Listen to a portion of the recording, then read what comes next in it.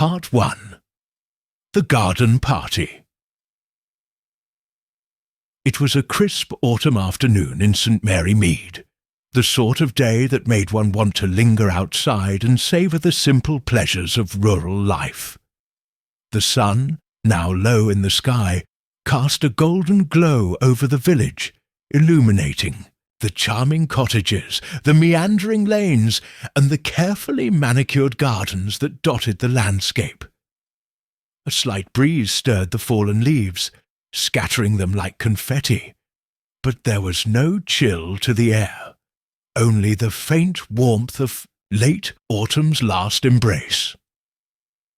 At Fairley Manor, the largest and most impressive house in the village, the garden was in full bloom.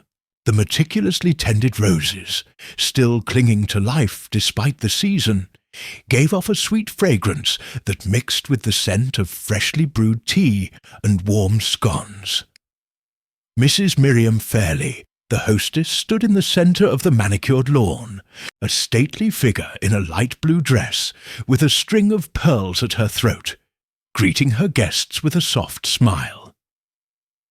Miriam was a woman who commanded respect, both by virtue of her standing in the village and by her grace.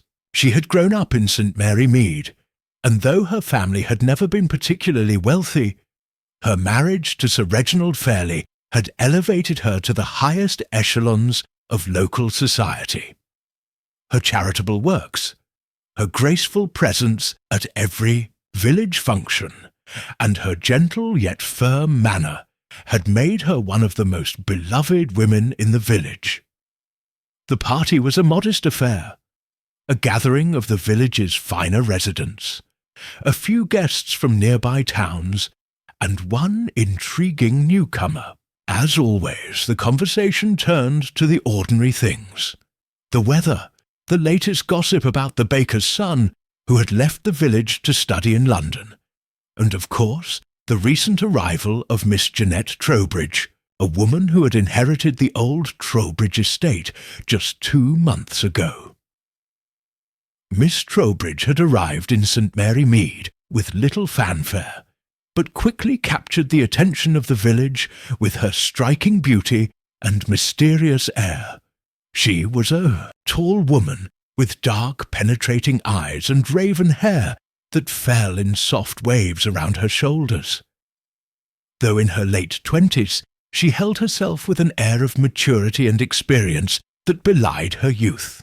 Whispers had already begun to circulate about her past. Rumours of an aristocratic upbringing in London, of a previous marriage to a man who had tragically died under unclear circumstances, and of a fortune that she had inherited from her late aunt, a woman known to be somewhat unconventional in her own right. Jeanette, however, remained an enigma, unwilling to reveal much about herself to anyone, which only fueled the curiosity of the villagers. It was no surprise, then, that the moment Jeanette arrived at the party, all eyes were on her. She moved through the guests with a quiet grace, exchanging pleasantries, but never quite allowing herself to become a part of the crowd. She lingered near the rose garden, her gaze often distant, as if she were lost in thought. Mrs. Fairley, ever the gracious hostess, seemed to take a particular interest in her, but even she couldn't quite break through the woman's cool demeanour. "Jeanette, dear, do join us for tea," Mrs. Fairley urged, her voice warm, but with a note of subtle insistence. Jeanette smiled politely, but the smile never quite reached her eyes. "Thank you, Mrs. Fairley, but I think I'll remain here for the—" "Now, the roses are simply lovely," Jeanette replied, her voice soft, almost melodic. She turned her gaze back to the flowers, though her fingers lightly brushed the edge of the petals, as if the physical world around her could barely hold her attention. Meanwhile, the other guests were content to discuss trivial matters there, laughter mingling with the soft clink of china and the rustling of leaves. Sir Reginald Fairlie, ever the quiet observer, sat in a wicker chair near the garden's edge, his hands folded neatly in his lap. He occasionally interjected with a dry remark, but mostly he seemed content to watch his wife preside over the event. It was a perfect afternoon, at least it seemed so.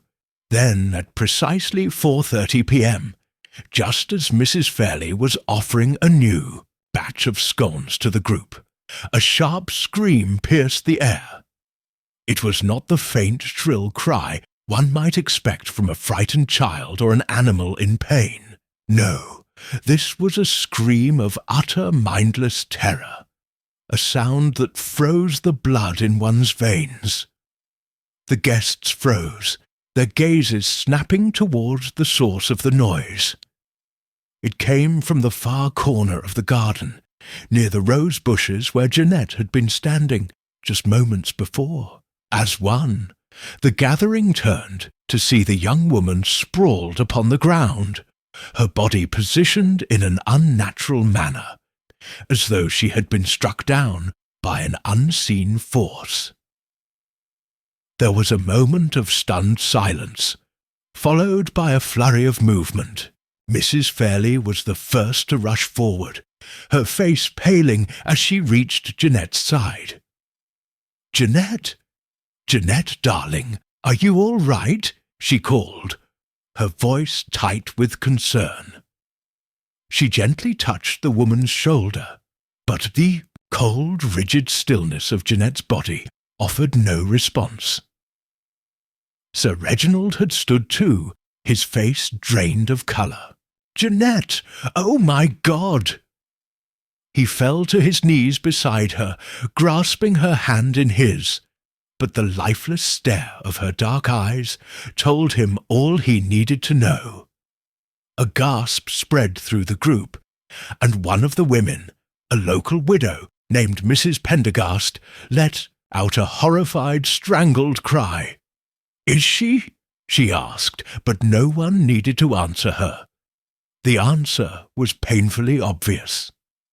At that very moment, Constable George Wilkins, the village constable, appeared at the edge of the garden. His appearance was a small blessing, for his presence, though generally a cause for mild amusement, was now a welcome sign of authority. He had been sitting at the post office when the call came, and despite his usual laid-back demeanour, he was all business now. "What happened here?" he asked, his round face pinched with confusion. She screamed, and then she fell," Sir Reginald stammered. She's dead." Constable Wilkins stepped closer, surveying the scene with a practised eye. "Very well, then. Let's have a look at her." The group parted to allow him to approach. The constable knelt beside Jeanette's body, his hands resting lightly on her wrist, though there was no need to check for a pulse. He could tell just by looking. His gaze travelled over her, lingering on the peculiar angle of her neck, the stillness of her limbs. "Strange," Wilkins muttered to himself. "No sign of injury, no blood. She's just dead. No obvious cause." Miss Marple, who had been standing quietly at the edge of the gathering, watching with a keen eye, now spoke up, her voice soft but firm. "Not dead, Constable. She's certainly not alive, but I believe it's important to consider that death does not always manifest in the expected way. And the scream, it was not one of physical pain. Miss Marple!" Constable Wilkins said, clearly relieved to see her. She was a woman who had spent decades living among the village folk, and knew every secret that the walls might have tried to keep hidden. "Do you think you can shed some light on this?" Miss Marple offered a soft smile, her eyes twinkling with the knowledge only experience could provide. "I'm not certain, But I believe you will find that it's not the scream that's important. It's what led up to it, and the manner in which Miss Trowbridge fell. She wasn't struck, you see. It's all in the details." Her eyes briefly flickered to the group of guests, who were now murmuring among themselves, some looking more suspicious than others. The constable nodded slowly, his face deep in thought. Yes, I see what you mean.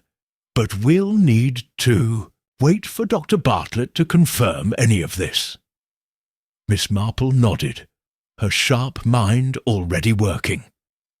But as the others scurried off to make phone calls, she remained where she was, her gaze shifting over the guests, each of whom was, in their own way, hiding something. The village, once peaceful, now seemed to have a dark shadow hanging over it. Part 2. The village reacts. The news of Jeanette Trowbridge's death spread through the village faster than wildfire, catching hold of every household and passing through every corner of St. Mary Mead. By the time Constable Wilkins arrived back at the local police station, word had already reached most of the regulars at the butcher's shop, the post office, and even the corner pub, where the conversation quickly shifted from the usual discussions about the weather and the price of ale to an intense speculation about the mysterious death at Fairley Manor.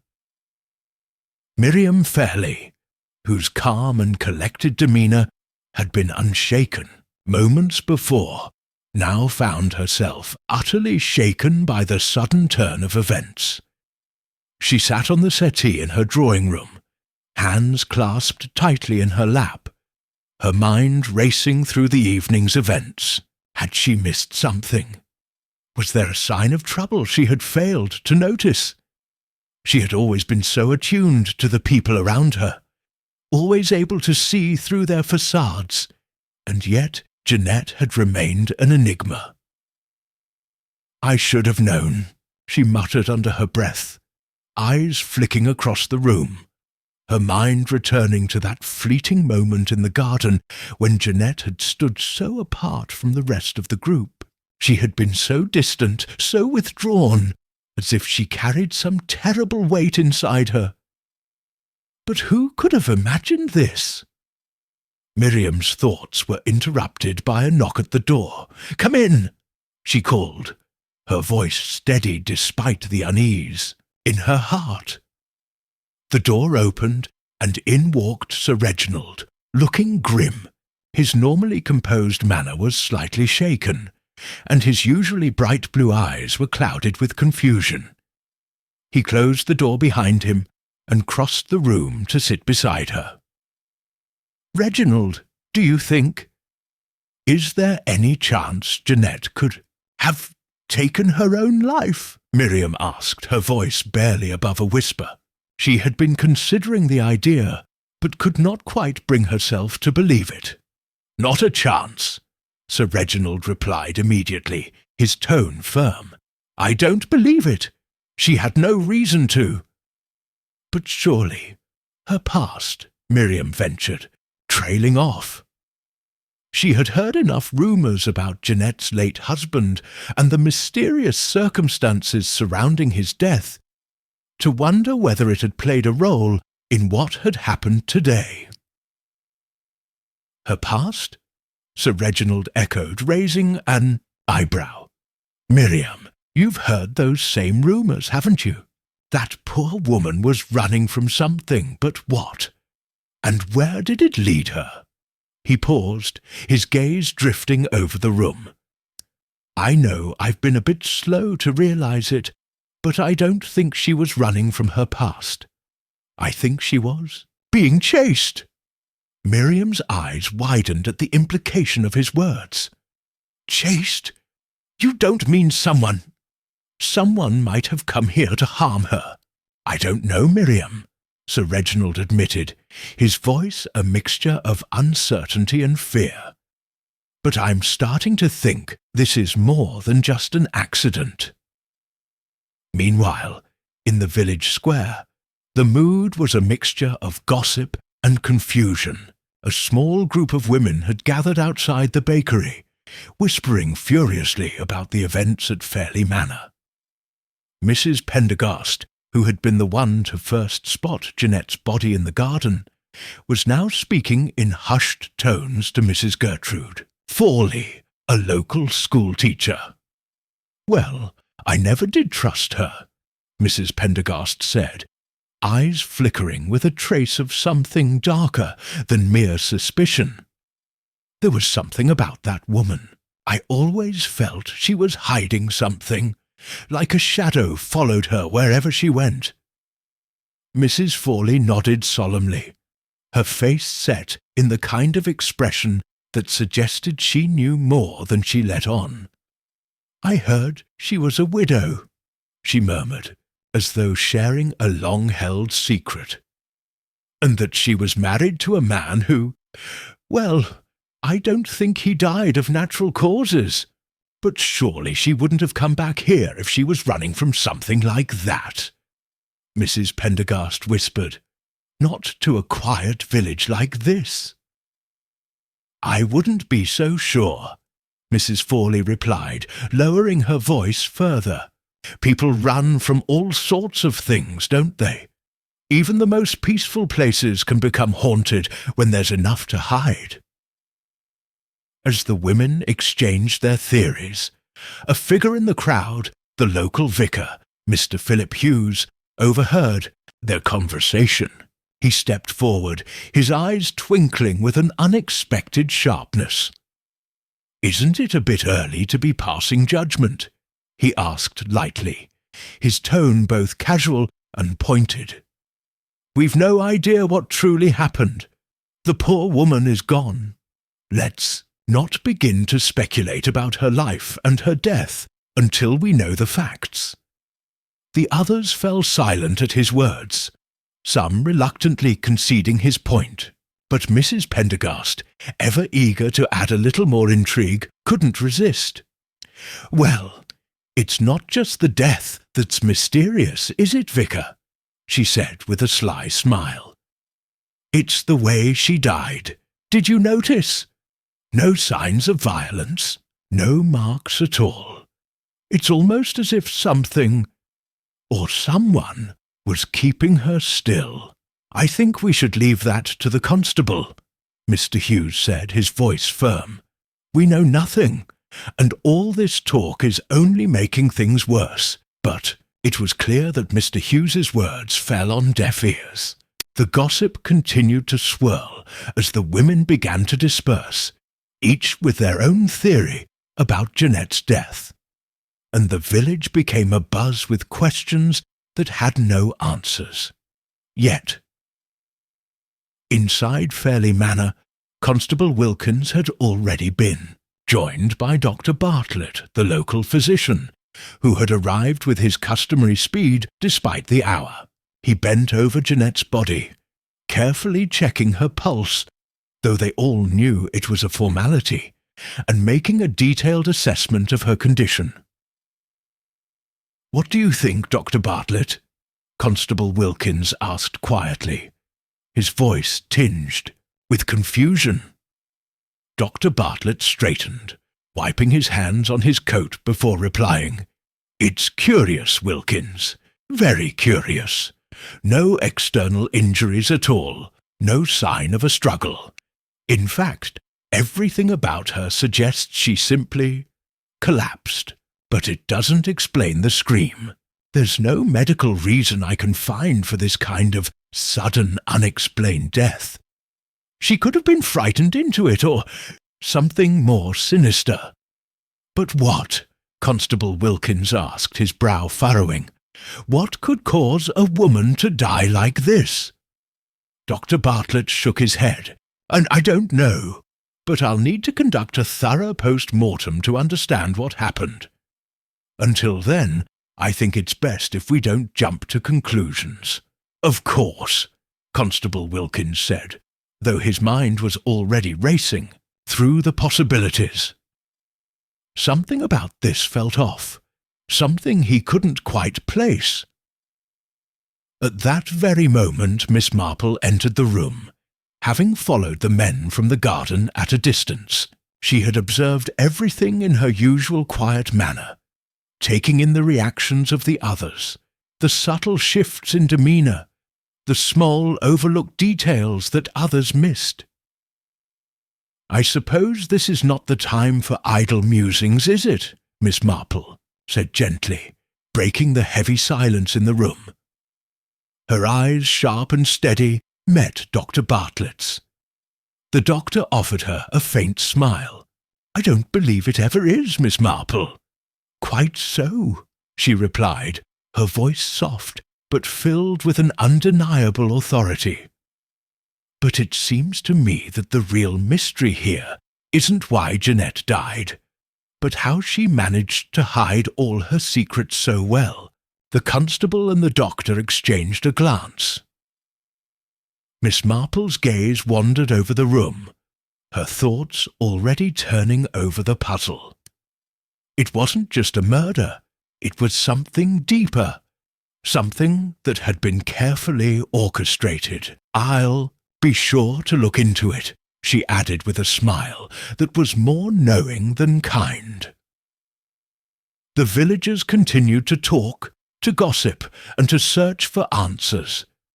But Miss Marple knew that the only way to truly understand what had happened was to observe, to listen carefully, and to wait for the moment when everything would reveal itself. For now, she would allow the rumours to grow, to twist and turn, while she carefully watched the people of St. Mary Mead, all of whom were connected to this mystery in ways they couldn't yet comprehend.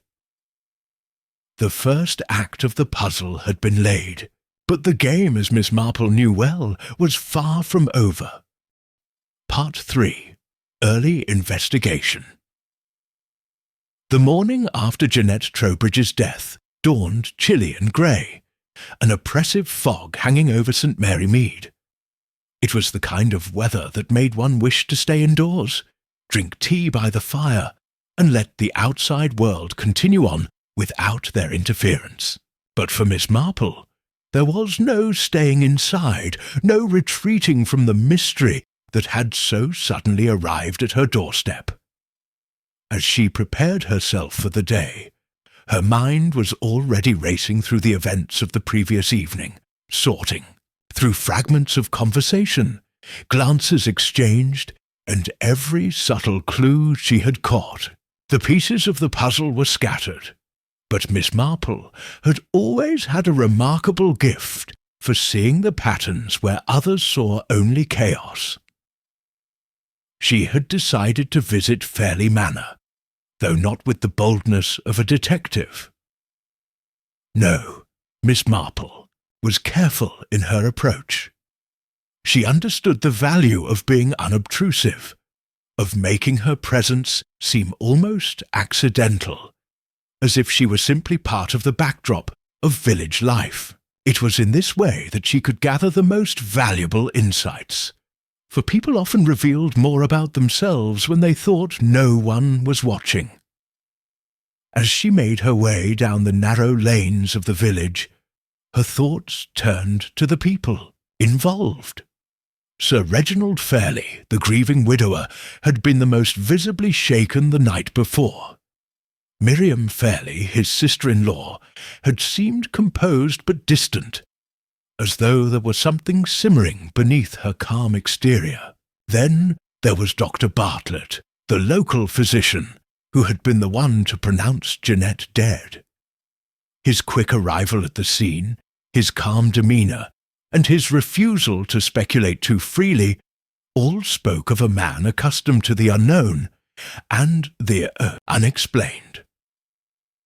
But it was the behaviour of the villagers that intrigued Miss Marple most. The gossip had already begun, with Mrs. Pendergast and Mrs. Fawley spreading their theories in whispers outside the bakery, each woman eager to place blame on someone or something. The vicar, Mr. Hughes, had been unusually tight-lipped, though Miss Marple knew better than to believe his pious air. He had a sharpness in his eyes that spoke of someone who, when pressed, would reveal more than he intended. It was in the quiet moments, the ones between conversations, where the real answers often lay. When Miss Marple arrived at Fairley Manor, she was greeted with the expected formality by the housekeeper, Mrs. Horton, a stout woman with a no-nonsense attitude. The housekeeper had always been loyal to the Fairley family, and Miss Marple knew her well enough to understand that beneath the stiff demeanour was a woman who was deeply protective of the household. Mrs. Horton's face, however, was ashen with the previous night's shock, her hands trembling slightly as she led Miss Marple through the stately halls of the manor. "I know you are not a detective, Miss Marple," Mrs. Horton said as they walked, her voice low, "but I can't help but think that there is more to this death than meets the eye. I've seen many things in my time here, but never anything like this." Miss Marple nodded, her gaze thoughtful. "Yes, I have the same feeling, Mrs. Horton. It's as if something more than just a tragic event has occurred here. But you are quite right to say that there is a great deal more to this than meets the eye." The housekeeper led her to the drawing-room, where Sir Reginald and Miriam sat, the weight of the previous night's events hanging heavily between them. Miss Marple noted the subtle tension in the room, Reginald's clenched hands, Miriam's stiff posture, and the way both of them avoided looking directly at one another. Reginald's face was pale, his eyes shadowed with exhaustion, while Miriam maintained an air of calm composure, though Miss Marple could tell that her thoughts were miles away. "Miss Marple, I do hope you can understand the strain we are under," Sir Reginald said quietly, rising from his seat to greet her. His voice was raspy, as though he had been awake all night. "Of course, Sir Reginald," Miss Marple replied, offering a gentle smile. "I understand completely. These things take time to process, but I must say I am still somewhat confused about the circumstances surrounding Jeanette's death. It seems so sudden, so inexplicable." "It's difficult to comprehend," Reginald said, lowering his voice. "One moment she was with us, and the next she was gone. No signs of injury, no sign of any kind of violence, just gone." "Indeed," Miss Marple mused, her mind already beginning to sift through the puzzle. "And you say there was nothing unusual in her behaviour the day before?" "Nothing at all," Miriam replied quickly, though there was a slight edge to her tone. "Jeanette was, well, Jeanette. She had her moods, of course, but there was no indication that anything was amiss. She was simply herself." "Had she been ill?" Miss Marple asked, her eyes narrowing slightly as she studied Miriam's face. Miriam paused for a moment, then shook her head. "Not at all. She had her little complaints, but nothing that would have led to something like this." "Curious," Miss Marple muttered. "Very curious." She turned her gaze to the window, where the fog had begun to lift slightly, revealing the edges of the estate's well-kept gardens. She couldn't help but wonder if the answers lay somewhere in those gardens, some detail that had been overlooked by everyone else. After a long silence, Miss Marple finally spoke again. "I should very much like to see where Jeanette was found, if you would be so kind." Miriam hesitated for a moment, exchanging a glance with Sir Reginald before nodding. "Of course, it's just through the back garden." Miss Marple followed them out of the manor and into the chilly morning air, her eyes scanning the surroundings as she walked. The gardens, though beautiful in their own right, were oddly silent, as if the world had paused in the wake of the tragedy. Miss Marple could see the spot in the distance where Jeanette had been found, beneath a large oak tree, its twisted branches reaching out like fingers in the mist. The area had been roped off by the constable, though there was nothing overtly unusual about the scene. The ground was undisturbed, and the fallen leaves lay still upon the grass, as if nothing had happened at all. "This is where she was found?" Miss Marple asked, her voice soft, almost reverent. "Yes," Sir Reginald replied. "Just here, beneath the tree. She was lying as though she had simply collapsed. It's the strangest thing." Miss Marple crouched down carefully, her sharp eyes scanning the ground. She noted the slight impression of Jeanette's body in the leaves, as though she had been lying there for some time. No struggle, no signs of a frantic escape. It was as if she had simply fallen. "You said she screamed," Miss Marple said, glancing up at Miriam. "What was the nature of the scream?" Miriam hesitated. It was a cry, but not one of fear. It sounded more like despair. Miss Marple nodded, her thoughts turning over the description. Despair. That was an interesting word to choose. It didn't sound like the scream of someone in immediate danger. No, it sounded more like someone who had reached the end of their rope, someone who had given up. "I see," Miss Marple murmured, rising from her crouch and straightening. "There is something here, something we are missing. But I'm not quite sure what it is yet." Sir Reginald and Miriam exchanged a worried glance, but neither of them said anything. Miss Marple, however, could feel the tension building, the quiet unease that was slowly gnawing at the edges of their composure. "Thank you for your time," Miss Marple said, her voice soft and reassuring. "I will continue to look into this, and I'm sure we will uncover what truly happened. In the meantime, I suggest you both take a little rest. The mind can play tricks when we're tired, and the answers will come more easily if we're all in the right frame of mind." As she walked back toward the manor, Miss Marple's mind was already spinning with the possibilities. There was something deeply wrong about the whole situation, something beneath the surface that no one had yet seen, and she was determined to find out what it was. Part 4. First Suspects. The days following Jeanette Trowbridge's mysterious death were filled with a growing sense of unease. Though the village of St. Mary Mead had always prided itself on its quiet pastoral rhythms, the events surrounding the tragic demise of the young widow had upended those rhythms, leaving behind a cloud of suspicion that seemed to hang over everyone. The constable, a young and eager man named George Denton, was eager to make progress. He had been assigned the task of investigating the case, and, despite the lack of tangible evidence, he had already formulated a theory. He was certain that the murderer was someone from the village, someone who had been familiar with Jeanette, and had, in a fit of passion or jealousy, caused her death.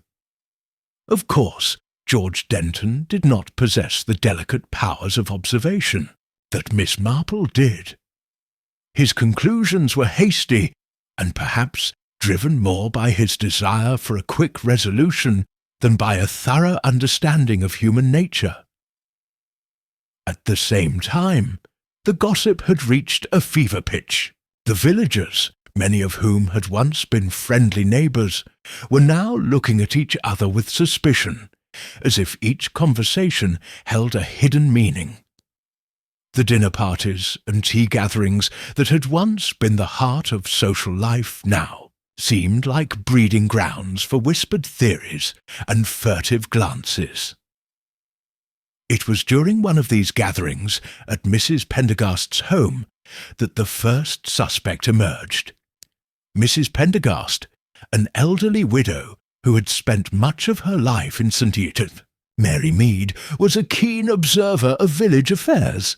She had known Jeanette for some time, and, in her typically blunt manner, she was not shy about offering her opinion on the matter. As she poured tea for Miss Marple and the others, her voice was low but clear.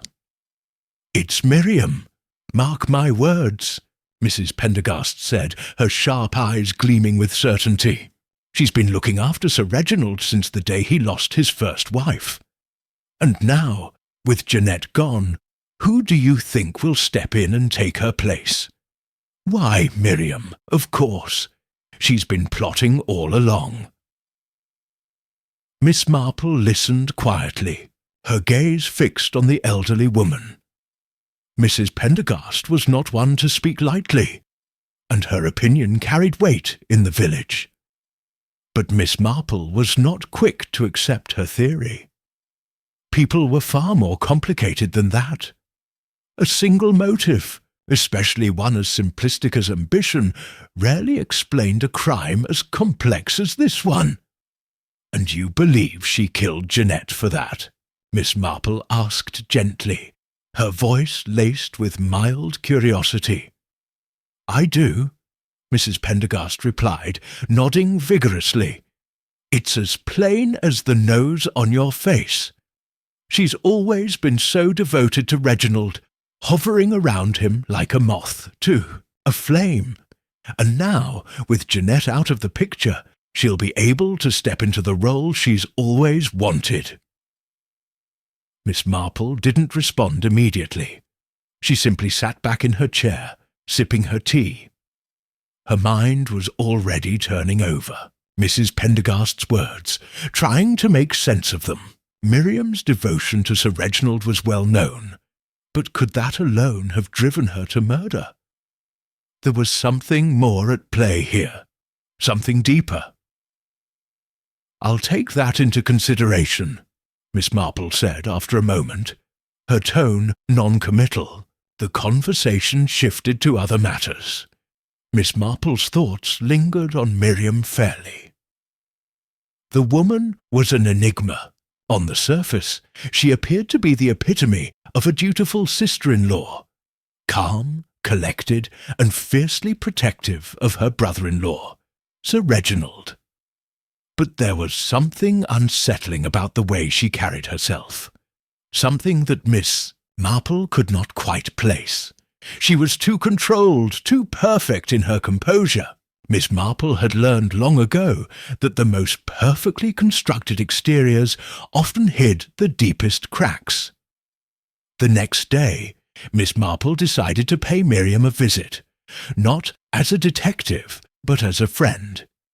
It was a subtle distinction, but one that she knew would make all the difference in how Miriam responded. If Miriam suspected that she was being watched or questioned, her defences would go up, and Miss Marple would be left with nothing but a polite facade. If, however, Miriam saw her as a kindred spirit, a woman of a certain age who understood the complexities of family life, perhaps she would reveal more than she intended. When Miss Marple arrived at Fairley Manor, Miriam was in the sitting room, staring out the window with a faraway look in her eyes. She turned when Miss Marple entered, her lips curling into a polite smile. "Miss Marple, how lovely to see you," Miriam said, though there was an edge to her voice that Miss Marple caught immediately. "I trust you are well." "Quite well, thank you," Miss Marple replied, settling into a chair opposite Miriam. "I wanted to check in with you, see how you're holding up. I know this has been a difficult time for you." "I'm managing," Miriam said, though her hands, resting in her lap, were clenched tight. "It's not easy, of course, but one does what one must." Miss Marple studied her for a moment, noting the slight tension in Miriam's posture. She was holding something back, but what? Was it grief, or something else? Something more secretive? "Understand that Sir Reginald is struggling with all of this," Miss Marple said gently. "Losing his wife so suddenly, it must be a terrible blow." "Yes, it is," Miriam replied quickly, her voice tight. "But Reginald is strong. He'll manage." Miss Marple nodded, her mind already making connections. Miriam's quickness in defending Sir Reginald's strength was telling. It suggested a woman who was deeply invested in maintaining the status quo, a woman who feared any disruption of the delicate balance that had existed in this household for so long. "I noticed you've been so attentive to him," Miss Marple said, her tone casual. "You've always been a great support to him, haven't you?" Miriam's eyes flickered for a moment, but she quickly regained her composure. "Of course, it's my duty. I've always looked after Reginald." Miss Marple smiled kindly.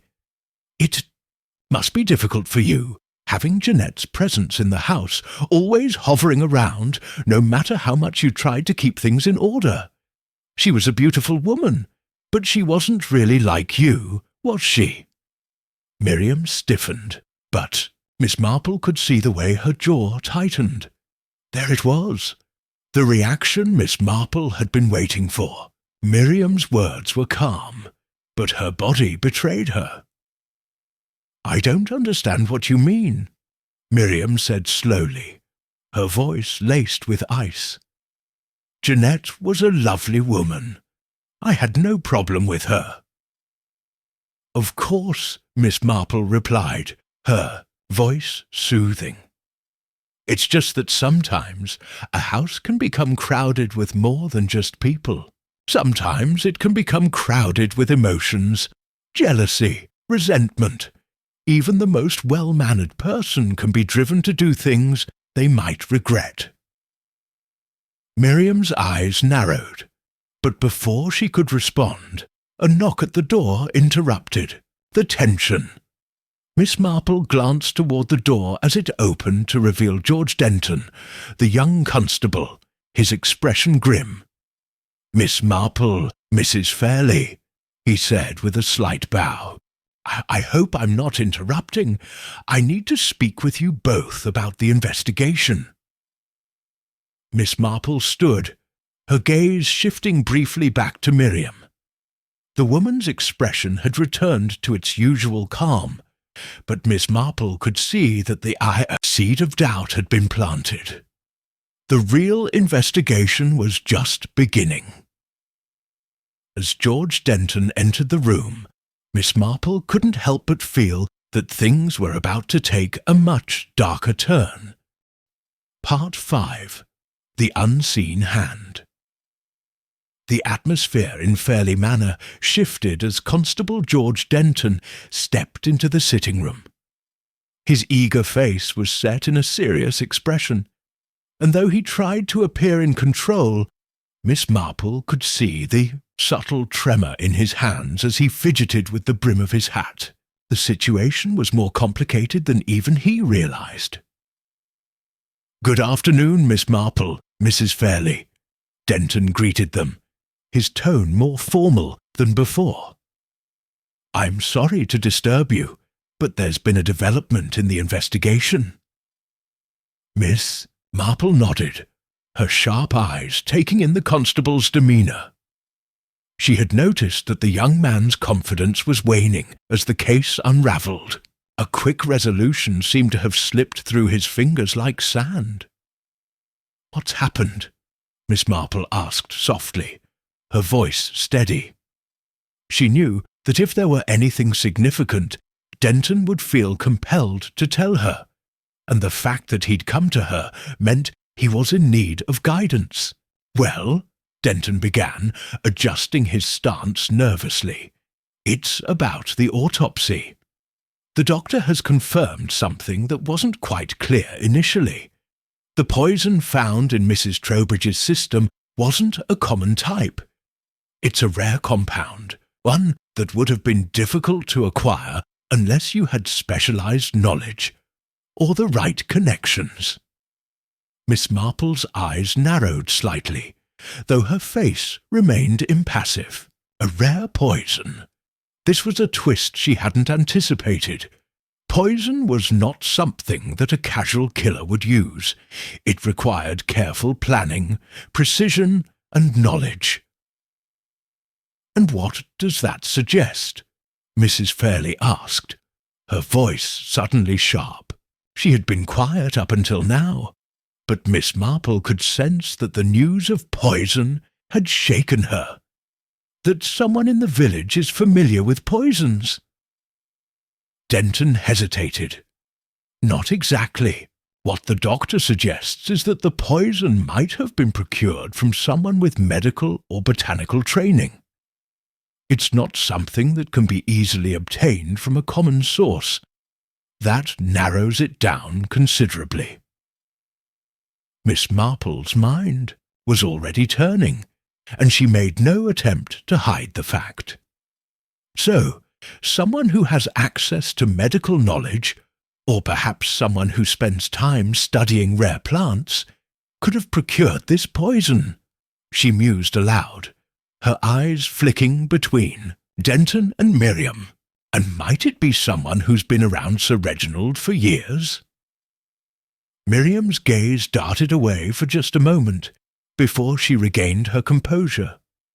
"What are you implying, Miss Marple?" Miss Marple smiled politely. "I'm merely speculating, Mrs. Fairley. After all, we are in a village where people have long-standing ties to one another, and their histories can often hold the key to such matters." Denton, sensing the subtle tension in the room, cleared his throat. "I think Miss Marple is right to point out that this isn't something that could have been done on a whim. Whoever did this knew what they were doing." Miss Marple's thoughts were interrupted by the arrival of an unexpected visitor, Sir Reginald himself. The tall, stoic figure of the widower appeared at the door, his eyes scanning the room before resting on Miriam. His face was pale, the strain of the last few days evident in the lines of his forehead. "I understand there's been new information about Jeanette," Sir Reginald said, his voice quiet but firm. "I wanted to know if there's been any progress. I can't seem to comprehend how something like this could happen." Denton straightened. "Sir Reginald, we've discovered that the poison used to kill your wife is highly unusual, and we're looking into whether anyone in the village has access to such substances." Sir Reginald nodded slowly, his expression unreadable. "I see." He then turned his gaze toward Miriam, his eyes softening for a moment before his voice became sharper. "But you don't believe it was someone close to me, do you? Someone I trusted?" Miriam's lips tightened, but she said nothing. Her silence was more telling than anything she could have said aloud. Sir Reginald's questioning gaze lingered for a moment, but Miss Marple could tell that his focus had shifted. He was beginning to see that the investigation was taking a turn, and not in a way that he had anticipated. "We're still piecing together the details," Denton added quickly. "But I can assure you, Sir Reginald, we are doing everything we can." Miss Marple took a deliberate step forward, her tone soft yet commanding. "Perhaps it might be helpful to ask who could have had access to Jeanette's daily life? Who spent the most time with her in the days leading up to her death? And who stood to gain from her sudden passing?" The words hung in the air, unspoken but powerful. Sir Reginald's jaw tightened slightly, his gaze flicking between Miss Marple and Miriam. Miriam stiffened, her fingers twitching nervously as if she were about to protest. "Are you implying that Miriam—" Sir Reginald began, but Miss Marple raised a hand, her expression calm but resolute. "I'm not implying anything, Sir Reginald. I'm merely stating that we must leave no stone unturned.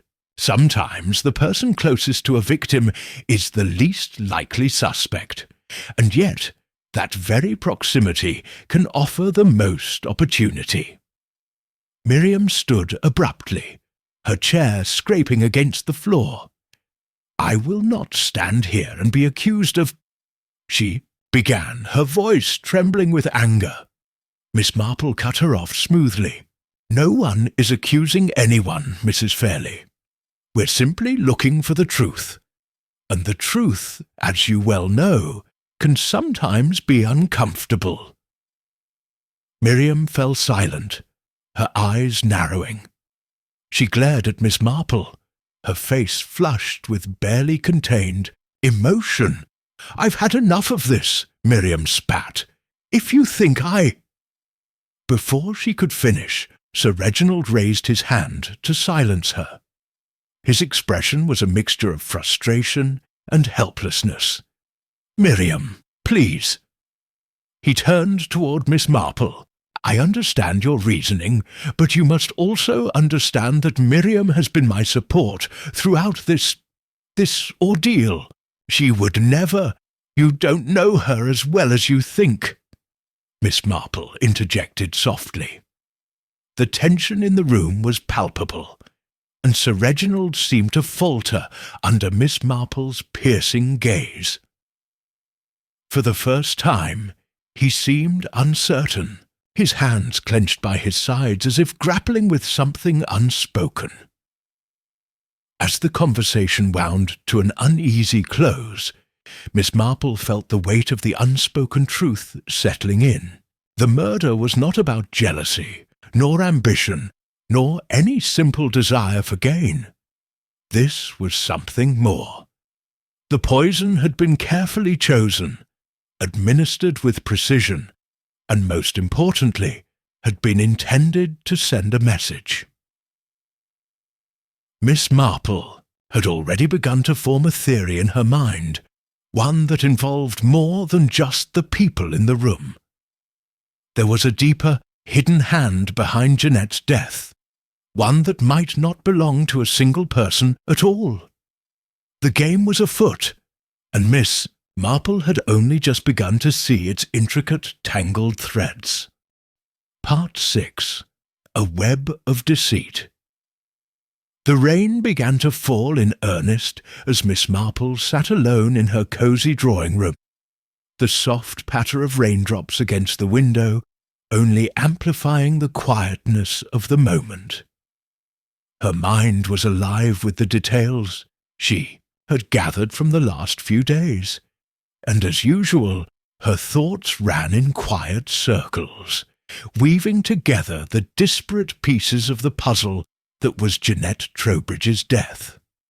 The village, with all its charm and civility, had turned out to harbour a far darker undercurrent than Miss Marple had anticipated.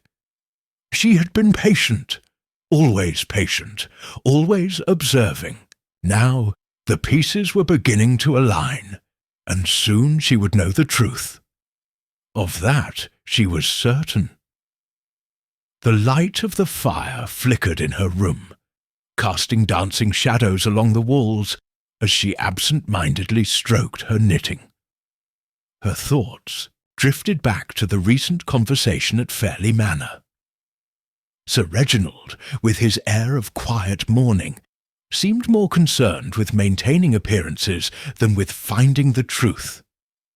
Miriam Fairley, on the other hand, had responded to Miss Marple's subtle hints with a defensiveness that could not be ignored. But it was Sir Reginald's mention of his wife's final days that continued to gnaw at her. He had spoken of the suddenness of her illness, of the unexplained pallor that had come over her, and the worry in her eyes. That detail, small as it was the kind of thing only someone with intimate knowledge of the deceased would recognize. It was clear to Miss Marple that Sir Reginald, despite his outward sorrow, was hiding something. But what and why did Miriam react as she did when she was accused of any involvement in the crime? The way she had vehemently denied any responsibility suggested she had something to protect, something she didn't want Miss Marple to discover. The answer lay somewhere between them. A knock at the door startled Miss Marple from her reverie. "Come in," she called softly, setting her knitting aside. The door creaked open, revealing Constable Denton, his face ashen and his expression taut with urgency. Miss Marple sat up straighter, immediately recognizing the tension in his stance. "Miss Marple," he said breathlessly, his voice low, "there's something you need to see. It's about Jeanette's will." Miss Marple raised an eyebrow, her interest piqued. "A will, you say? How does that fit into all of this, Constable?" Denton shifted uncomfortably, but it didn't waste time with pleasantries. "It's the way it's written, Miss Marple. The will was revised just a few weeks before Jeanette died. It's unusual, very unusual, considering she hadn't made any prior mention of altering it." Miss Marple's heart gave a quiet flutter.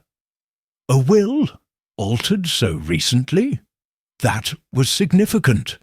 Such an event often revealed hidden motives. She stood, nodding toward Denton to lead the way. They made their way to the village constabulary, where Denton led Miss Marple into a small back room. There, laid out on the table, was the recently revised will, freshly notarized, its contents a far cry from the one Jeanette had drawn up years earlier. "Here," Denton said, pointing to a particular line in the will. Jeanette made substantial changes. Specifically, she left the majority of her estate to Sir Reginald, but with certain conditions attached. Miriam Fairley, however, was named as her personal representative and executor, something that had never been the case before. Miss Marple studied the document closely, taking in the small details that Denton might have overlooked. The language was carefully worded, and the conditions attached to the inheritance were precise, almost too precise, in fact. Jeanette had written that Sir Reginald would receive his inheritance only upon the completion of certain obligations. Things that seemed to hint at his involvement in her death, though no one would have realized it at the time. The conditions involved, ironically, were tied to the welfare of Miriam, suggesting a close bond between the two women. The realization hit Miss Marple like a sharp gasp of air. Jeanette, in her final moments, had known something. She had sensed the danger, the web of deceit surrounding her, and she had left clues in the form of her will. But why had she placed Miriam in such a position? Had Jeanette suspected Miriam's true intentions all along? Had Miriam wanted to protect Sir Reginald, or was there another motive entirely? "Constable, I think we've uncovered something rather telling," Miss Marple said quietly, her mind racing with possibilities. "We must be cautious with this new information. A will can reveal a great deal about a person's final thoughts and desires, but it also can be manipulated. I believe Jeanette's sudden revision was not only meant to protect Sir Reginald, but also Miriam, perhaps even to expose something Miriam hoped to keep hidden." "But how does that help us find the killer?" Denton asked, still unable to see the larger picture. Miss Marple smiled gently. "The will gives us a key, Constable. It tells us who stood to gain from Jeanette's death, who had the most to lose, and who may have had a reason to ensure that her death appeared natural. But more than that, it hints at relationships within the family, complex ones that were far from as they seemed. Denton nodded slowly, though still sceptical. And what should we do next? We must return to Fairley Manor, Miss Marple said firmly, her eyes glinting with quiet determination. We need to speak with Miriam once more, and Sir Reginald too, but this time we won't approach them as we did before. Now we know there's more to the story. As the rain continued to pour outside, Miss Marple felt the first stirrings of certainty. She wasn't sure who had poisoned Jeanette, but she knew one thing. It wasn't the obvious suspect, nor was it a crime of passion. This was a carefully laid plan, a web of deceit so tangled that even those closest to Jeanette hadn't fully realized the consequences. It was time to confront the heart of the mystery, and Miss Marple knew that once she did, everything would become clear. The final piece of the puzzle was just within reach: Miss Marple and the lady who died twice. Part 7. The Shadows Behind the Mask. The heavy downpour had slowed as Miss Marple and Constable Denton approached the grand doors of Fairley Manor once more. The manor's imposing silhouette stood against the grey sky, its stone walls bearing the weight of generations past. To Miss Marple, it felt as though the house itself had secrets embedded deep within its very foundation, secrets that were waiting to be uncovered. Today, however, she was not here simply as an observer. She had come to challenge those who thought they could hide the truth behind the walls of their lives. As they crossed the threshold of the manor, the warmth of the fire within the drawing-room greeted them. Miriam Fairley was sitting there, her back stiff as she stared into the flames. Sir Reginald was nowhere to be seen, and the absence made the atmosphere feel more charged than before.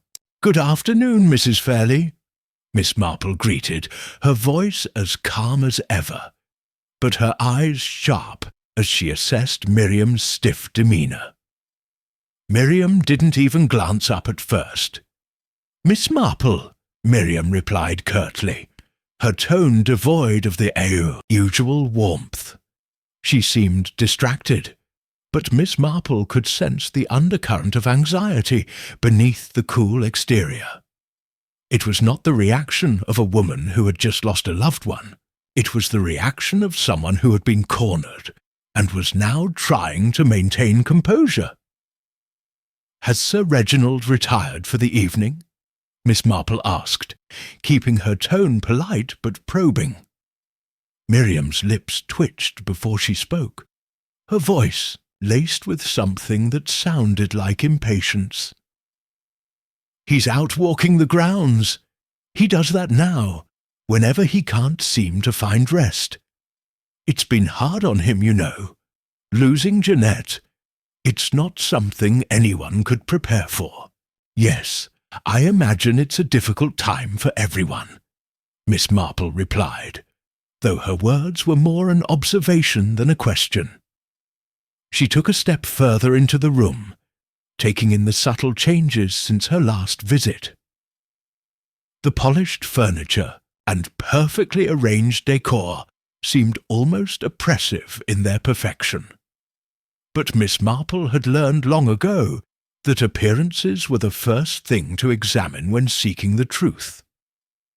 She set her bag down on the nearest chair and settled into a comfortable armchair, never once taking her eyes off Miriam. Denton stood by the door, keeping a watchful eye on both women, his presence ever looming. He looked uneasy, though he didn't speak. "I have some questions I'd like to ask you, Mrs. Fairley," Miss Marple said finally, her voice gentle yet firm. Miriam's eyes flickered for just a moment, too brief to be noticed by Denton, but Miss Marple had long ago mastered the art of reading people. She knew that Miriam was holding something back. "Of course," Miriam said, her voice slightly higher now, betraying her discomfort. "Ask whatever you wish." Miss Marple leaned back slightly, her gaze never leaving Miriam. "You mentioned before that you and Jeanette were close. You were, of course, her confidant. Someone she trusted above all others, yes?" Miriam nodded quickly, but there was a nervousness in the gesture. "Yes, of course. Jeanette and I shared everything. We were like sisters, in a way. When she married Sir Reginald, it wasn't just a union of two people. It was a union of our families. We both wanted what was best for her. And yet," Miss Marple continued, her tone still calm, but piercing, "you were named as the executor of Jeanette's will. That is quite an honour. Wouldn't you agree?" Miriam's eyes widened slightly, a flash of anxiety passing across her face before she quickly masked it. It was Jeanette's decision. She trusted me to handle her affairs, especially after her health started to decline. She knew she wouldn't have much time left. Miss Marple nodded thoughtfully. "Yes, her health had been deteriorating. That's another point I'd like to address. You were with Jeanette in her final days, I presume, and you noticed the sudden change in her health." Miriam stiffened, her lips pressing together tightly. "Yes, I was there," she replied, her voice tight. "But I don't understand what you're implying, Miss Marple. Jeanette was sick. People get sick. It's natural." "Of course," Miss Marple replied, her eyes twinkling with quiet knowing. "But it wasn't just illness, was it? You see, Miriam, the autopsy revealed that the poison used to kill Jeanette was not something that could have been ingested by accident. It was administered carefully, with intention. The poison was rare, and it required knowledge that most people don't possess. I believe Jeanette was aware of her fate in those final days, which is why she altered her will. I believe she was protecting you. She knew something, Miriam. She had to have known." Miriam's breathing had become shallow, her hands clutching the armrests of her chair with white knuckles. "You're wrong," she whispered, though her voice lacked conviction. "You're wrong, Miss Marple. Jeanette was just ill, and Sir Reginald, he didn't—" "But Sir Reginald was the one closest to her, wasn't he?" Miss Marple interrupted gently, her voice firm yet kind. "He knew her fears. And Miriam, you were the one who helped Jeanette alter the will. Why would she have chosen you to protect her, unless she had a reason to believe you would need that protection?" Miriam's composure cracked for the briefest of moments. Her hands trembled, and her lips parted in an attempt to speak, but no words came out. The silence that followed felt like an eternity. "It wasn't supposed to be this way," Miriam finally whispered, her voice breaking. She looked up at Miss Marple, her eyes wide with a mix of guilt and terror. "I didn't mean for it to go this far." Miss Marple's expression softened. "Miriam, you don't need to be afraid to tell the truth. It's clear now that Jeanette had grown suspicious of something. You were a part of that secret, weren't you? And when she changed her will, she made sure you would be the one to uncover the truth, even if it meant risking your own life." Miriam hung her head, her shoulders shaking. "I never meant to hurt Jeanette. I loved her, but there was something between us, something unspoken. Sir Reginald, he was different after her death. I think he suspected what I had done. He knew about the changes, and he knew that I was the one who had been closest to her. I had no choice but to protect him. He promised me that we would be safe, that we would get away with it. Miss Marple leaned forward, her gaze piercing. You helped him, didn't you, Miriam? You helped him make sure that Jeanette's death looked natural, even though it was anything but. And now you are stuck in this web of lies, trying to protect someone who is responsible for what happened. Miriam collapsed into her chair, her face contorted with anguish. Yes, she sobbed. It was all for him. For Reginald. I thought if I just did what he asked, if I kept everything quiet, then we would have a future together. But now it's all unraveling. It wasn't supposed to happen like this. Miss Marple sat back, her expression softening with understanding. The threads were finally coming together. The motive, the opportunity, the relationship, all pointed to one undeniable truth. Sir Reginald had orchestrated the perfect crime, with Miriam as both his accomplice and his unwitting shield.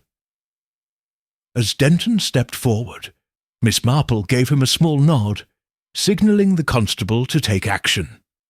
But she did not need to say anything more. The truth was in the air now, and it was only a matter of time before it would be revealed to all. You've made the right choice, Miriam, Miss Marple said gently, her voice reassuring. The truth is always the best course, even when it feels impossible. The sound of footsteps echoed from the hall. Sir Reginald was returning, unaware that his carefully constructed facade was about to crumble. Part 8. The Final Revelation. The crackling fire in the drawing-room dimmed as Sir Reginald Fairlie entered, his tall figure casting a long shadow on the floor. He paused at the doorway, taking in the sight of Miriam slumped in the armchair, her face pale and eyes red from crying. Miss Marple remained seated, her calm demeanour unchanged despite the emotional storm that had just unfolded. Reginald's eyes flickered between the two women, his expression unreadable, yet Miss Marple could sense the tension in the air. He knew on some level that the walls were closing in. Miss Marple, Sir Reginald greeted with a tight smile, though there was a nervous edge to his voice. I didn't expect to find you here today. I trust you've been making yourself comfortable.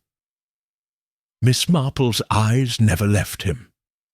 Comfortable, enough, she replied, her tone mild. But I'm afraid there are some rather uncomfortable truths that have yet to be brought to light, Sir Reginald.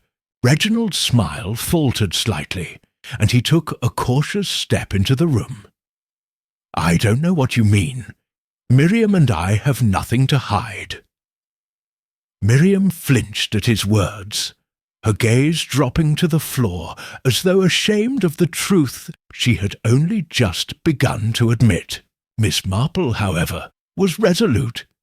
She had seen enough to know that Sir Reginald's carefully crafted innocence was nothing more than a facade. Now, it was time to pull that mask away.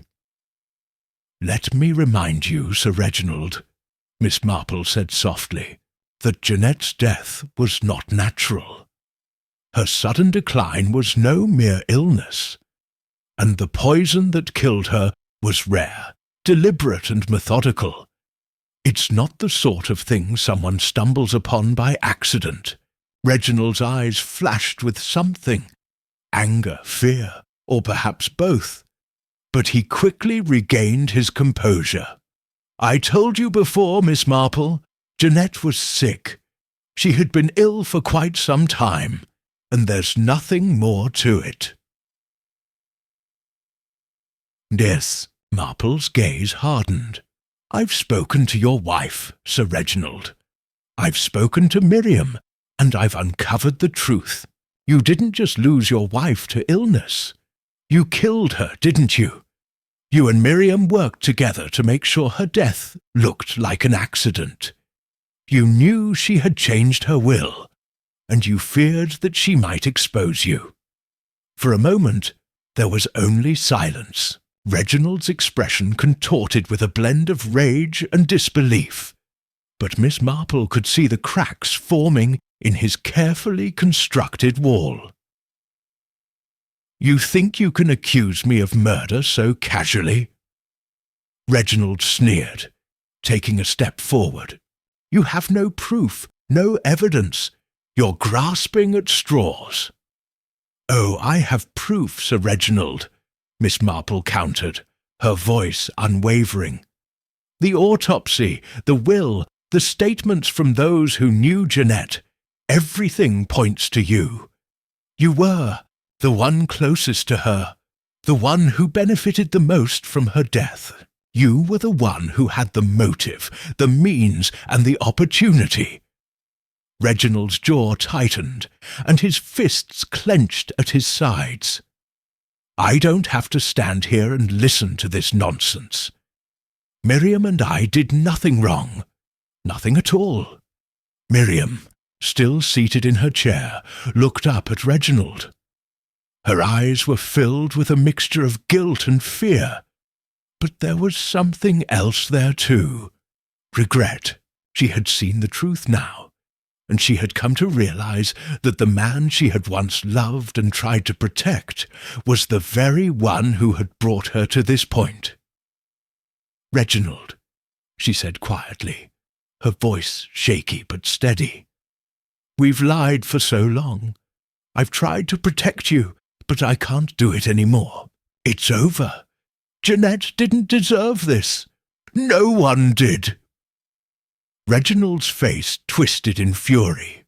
"You fool!" he spat, taking a step toward Miriam. "You think you can just throw everything away because of this nosy old woman?" Miss Marple stood up slowly, her posture straight and dignified, the force of her presence filling the room.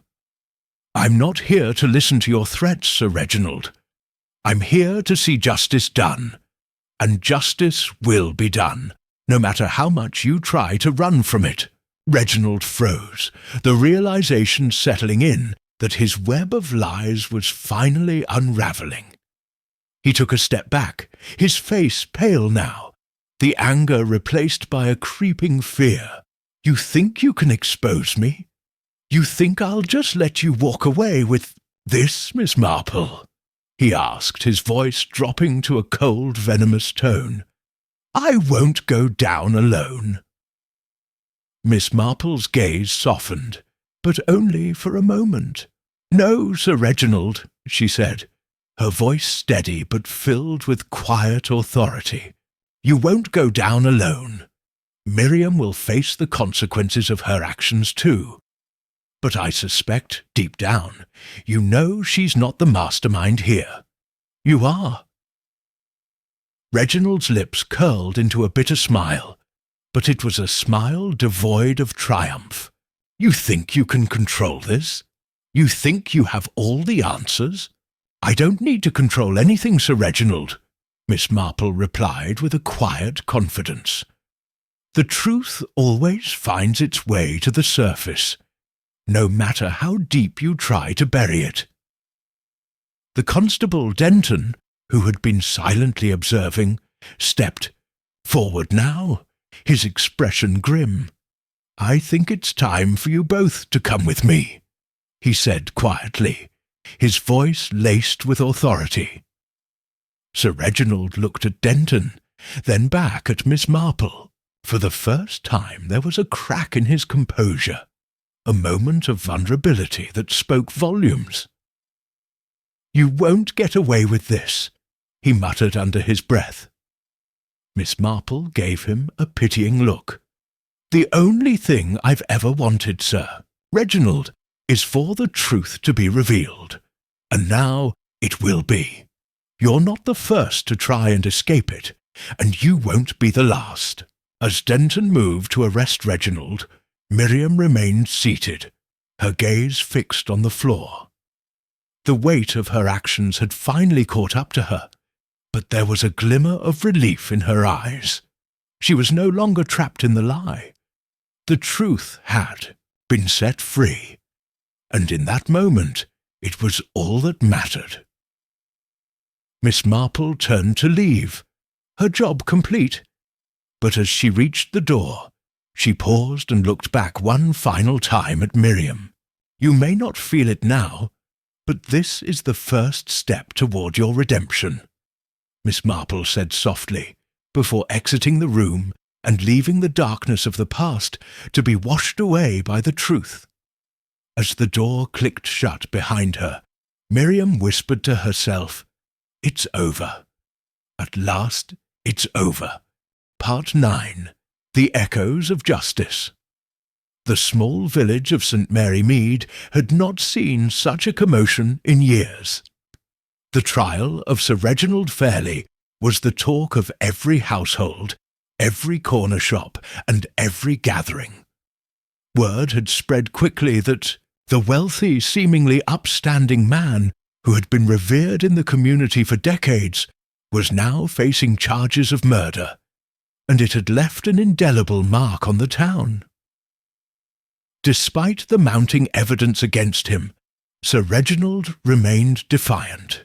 In the courtroom, his aristocratic airs and sharp legal counsel made the process seem like a battle of wills. But the truth, as Miss Marple had so astutely predicted, was more unyielding than any defence he could muster.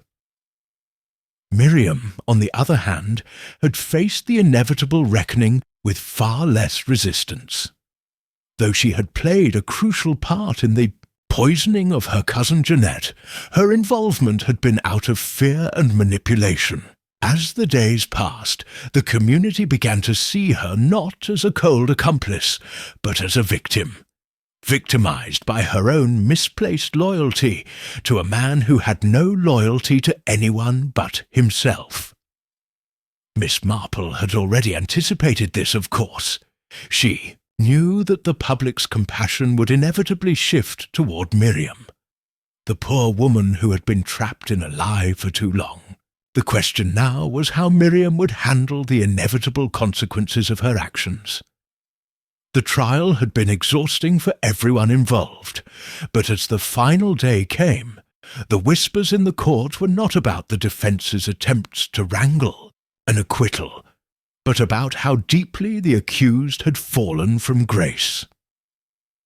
Reginald, now a shadow of his former self, stood accused of first-degree murder for the death of Jeanette Fairley. His charm had withered, his arrogance drained by the evidence stacked against him. But even in his desperation, he refused to acknowledge the truth. As the trial came to a close, Sir Reginald was sentenced to life in prison. The courtroom had erupted in a mixture of relief and disbelief, while Miriam, seated beside her lawyer, appeared stunned but resigned. She had been spared the full wrath of the law due to her cooperation, though her future was far from certain. Miss Marple had watched the proceedings with a calm, almost detached gaze. Her job was done. She had uncovered the darkness that had festered in the Fairley household, bringing to light the twisted web of lies and deception that had led to Jeanette's untimely demise. As the gavel came down, sentencing Sir Reginald to life in prison, Miss Marple allowed herself a small, almost imperceptible smile. Justice, in its quiet, methodical way, had been served. Days later, Miss Marple found herself sitting by the fire at her cosy cottage, a cup of tea cradled in her hands. The case was over, but the echoes of it still lingered in the village. She had returned to her usual routine, though there was a subtle shift in her demeanour. one that could be seen in her thoughtful gaze, and the occasional sigh as she reflected on the events of the past few weeks. There was a knock on the door, breaking the silence. Miss Marple rose, her old bones creaking slightly as she opened it, to reveal Miriam standing on the threshold, her face drawn and tired. "Miss Marple," Miriam said softly, her voice trembling, I wanted to thank you for everything." Miss Marple stepped aside to let Miriam in, gesturing to the armchair by the fire. "Please, sit down," she said gently. "I understand how difficult all of this must be for you." Miriam sank into the chair, her hands folded in her lap. "I never thought it would come to this. I thought I could protect him. I thought I was helping him. But I see now that I was only helping him destroy everything. Jeanette, she didn't deserve this. I didn't deserve this." Miss Marple sat across from her, her expression kind but firm. "You've been through a great deal, Miriam, but the most important thing now is to start fresh, to accept the consequences of your actions and find a way to heal from this. I know it's not easy, but it is the only way forward." Miriam nodded, tears welling up in her eyes. "Do you think I can ever make amends for what I've done?" Miss Marple's gaze softened. "Making amends is a process, Miriam. It starts with facing the truth and accepting that you cannot change the past. What you can change is the future, how you choose to live it. The first step is understanding that you are not beyond redemption, but you must be willing to seek it." Miriam seemed to absorb Miss Marple's words, her shoulders slumping as the weight of everything finally began to settle on her. "I don't know if I can ever forgive myself," she whispered. "Forgiveness is not for me to give," Miss Marple replied gently. "It's for you, and perhaps, in time, for those you've hurt." As the days turned into weeks, the village slowly returned to its usual rhythms. Sir Reginald's trial had left a deep scar on the community, but slowly the shadows began to fade. Miriam, though still burdened by the consequences of her actions, began to rebuild her life, making small steps toward redemption. She kept her distance from the remnants of the Fairley estate, knowing that to stay there would only perpetuate the lies and guilt. Miss Marple, as ever, remained a quiet presence in the village. Though the case had concluded, there was always another mystery around the corner. But for now, she could rest, content in the knowledge that justice had been served. And as she sat by the fire, sipping her tea, she allowed herself a rare moment of reflection. She had done her duty, not just as an investigator, but as someone who had always believed in the power of truth.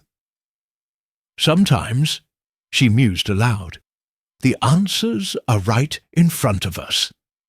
It's just a matter of having the patience to see them. With that thought, Miss Marple leaned back in her chair, the embers crackling softly in the hearth. And in the quiet of her cottage she found peace once more. Part 10. The Quiet Reflection. The days after the trial seemed to drag on in a haze of mundane routine, but there was a subtle tension still lingering in the air. St. Mary Mead had returned to its usual pace, with villagers resuming their day-to-day activities. The morning tea at Mrs. Harmon's, the cheerful chatter at the butcher's shop, and the occasional gossip in the town square all seemed unchanged. And yet the ripple caused by the Fairley trial had not yet settled. The villagers were still talking, still speculating about the case and the people involved.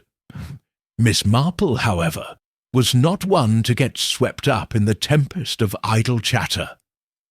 Instead, she observed with the quiet, knowing gaze of someone who had seen much and understood even more.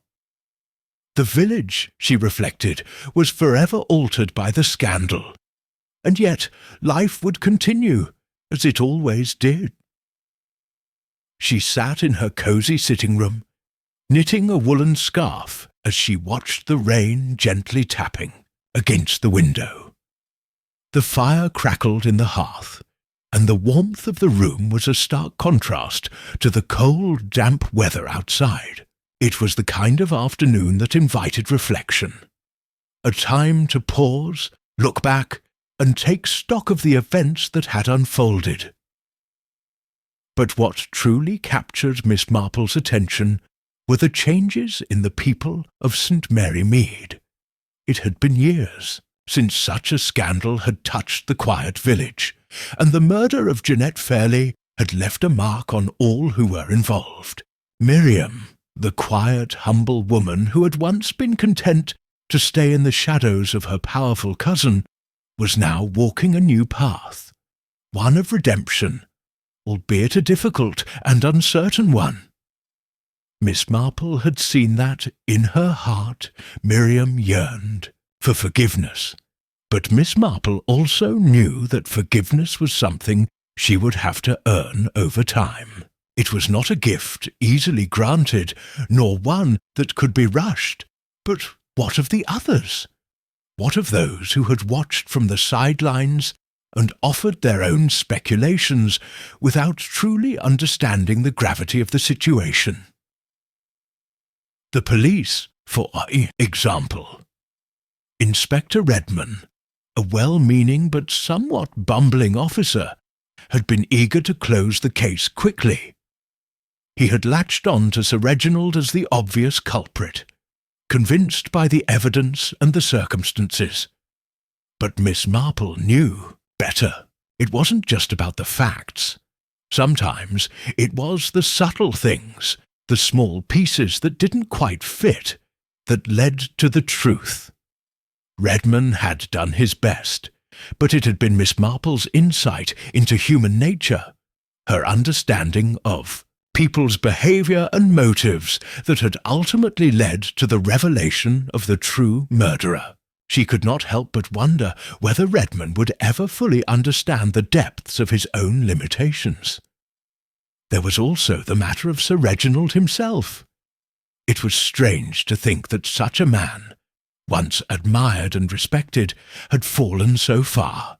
His air of superiority, his arrogance, had blinded him to the consequences of his actions.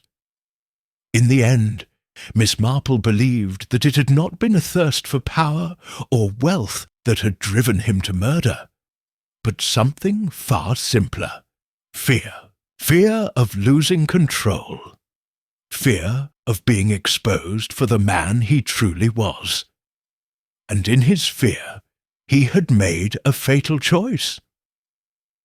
As Miss Marple reflected on the trial, she also thought about the nature of guilt and redemption. Sir Reginald's life had been a series of choices, each one leading him further down a path that he could no longer escape.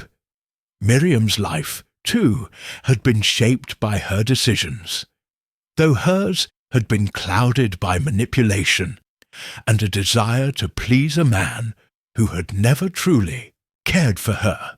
There were no easy answers, Miss Marple knew. People were not simply good or bad.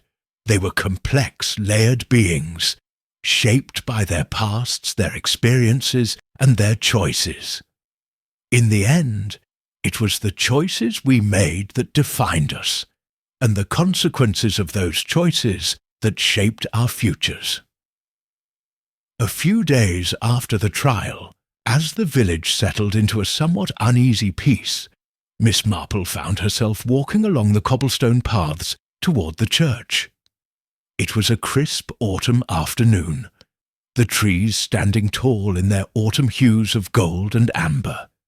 The air was fresh, and the quiet sound of her footsteps seemed to echo in the stillness of the village.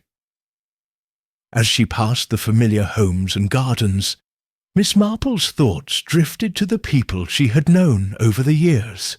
Some had passed on, others had moved away, and still more remained, their lives quietly unfolding like the pages of a well-worn book.